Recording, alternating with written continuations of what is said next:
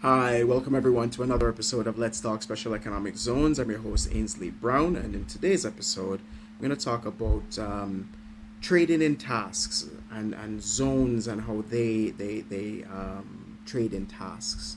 I was honored to be at the recent World Congress of the World Free Zone Organization held in Dubai. And in one of the panel discussions, it came up about globalization and deglobalization and all of that. And one of the things that they spoke about was trading in tasks. And this is, and part of it is in the context of the rise of services versus manufacturing, right? And it really struck me that understanding global supply chains and particularly global value chains is understanding that what you're looking at is trading in tasks. No longer is it just about I'm gonna, goods and services. It's about the task. And that task, whichever task that you've taken on, may result in a good being produced or may result in a service being provided or combination thereof, right? So in designing a zone framework, you have to look at, just like as normally you should look at with zones, you have to ensure that the zones are part of a wider economic outlook, a wider economic vision, not just in isolation, right? At least that's best practice. So what task is it that you want to perform? What task can you perform? And you have to be looking at the current situation now and also looking to the future. What task do you want to perform, right? And a lot of that will be, you may be thinking, okay, well, I want to manufacture cars. Well, if you are a small island developing state that's with limited resources, natural resources, that's probably going to be highly unlikely. Not impossible, but highly unlikely. However, could you manufacture car parts? Perhaps. Right? Perhaps.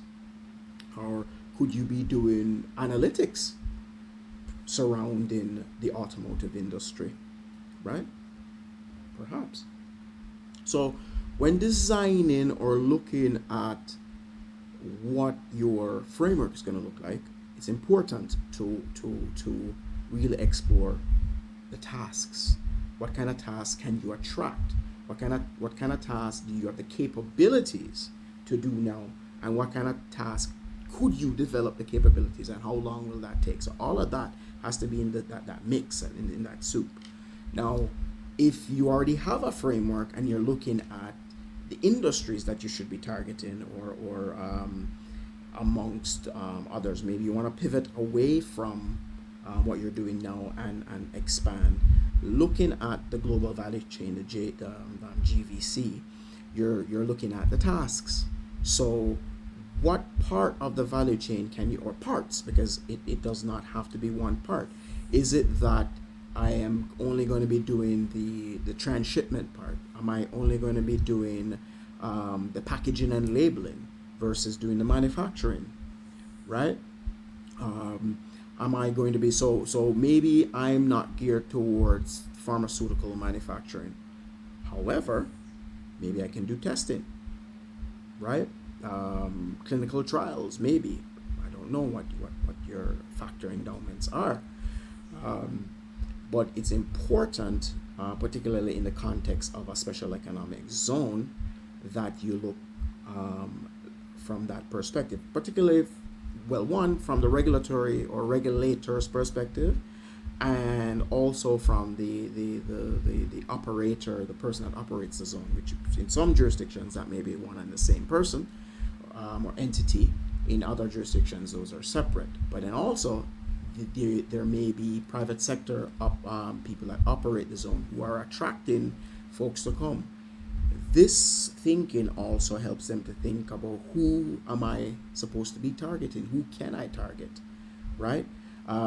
Things such as, looking at your capabilities, things such as graduate rates from your universities and training institutions. What are the skills that these folks have? How many numbers do I need?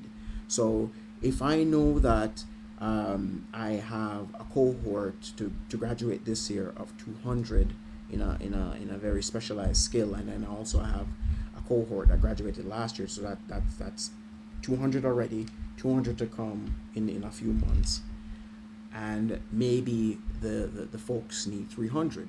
So now I can start to sell to them that the fact that I have basically almost 400 people that already, well, you don't know if they're going to leave, people could be employed, but you know that you have these people trained, right? So that's part of that whole selling point, and looking at the tasks that are to be performed, the tasks that you want to attract to your country, to your zone, right? And using the zone as an accelerator, right? A catalyst, if you will, to bring all of that together, because it's, yes, there's the task that you want to attract, but then you have to look at, do you have the capability, current and future, to manage that task, and then also then convince an investor that you actually do, right?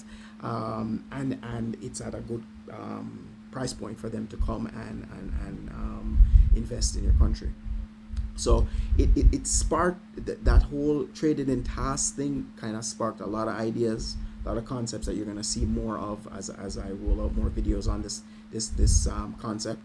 But it's really, I think, an area for food for thought, and you'll definitely see more in of me discussing this topic.